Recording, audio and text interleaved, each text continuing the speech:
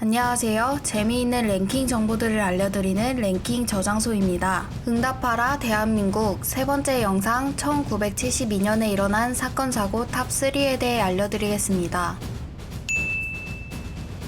3위는 1972년 7월 4일 대한민국과 북한이 국토 분단 이후 최초로 통일과 관련하여 합의 발표한 7.4 남북 공동성명입니다. 남한과 북한이 국토 분단 이후 최초로 통일과 관련하여 합의 발표한 역사적인 공동성명이며 이후락 중앙정보부장과 평양의 박성철 제2부수상이 양측 최고 지도자의 신임하에 평양과 서울을 비밀리에 오가며 남북대화를 시작하고 7개 항의 공동성명을 채택 공개했습니다. 쌍방은 1항에서 다음과 같은 조국통일 원칙을 합의했습니다.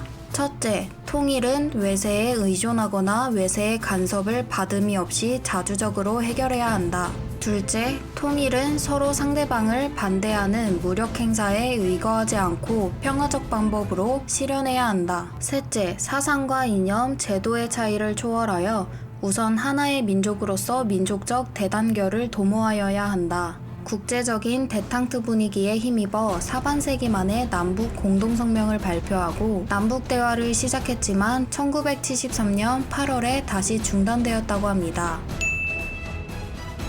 2위는 1972년 1월 31일 서울시 성동구에 거주하던 12세 초등학생이었던 정병석 군이 스스로 목숨을 끊은 사건입니다. 정병석 군의 자살 이유는 충격적인데요. 평소 만화를 탐독하며 만화 주인공을 그대로 따라하는 만화광이었고 어느 날 만화 철인 삼국지에서 장비가 죽었다가 다시 살아난다는 내용을 본 정병석 군은 자신의 누나에게 만화는 사람이 죽었는데도 살아나더라. 나도 한번 죽었다 살아날 수 있는지 시험해보고 싶어. 라고 말했고 실제로 실행에 옮겨 스스로 목숨을 끊었습니다. 이 사건으로 인해 대한민국의 교육계에서는 만화를 불량 매체로 선정했고 경찰은 서점에서 판매, 만화가게에서 대여되던 모든 불량 만화책을 수거해 소각했다고 하며 만화에 대한 인식 또한 나빠졌습니다.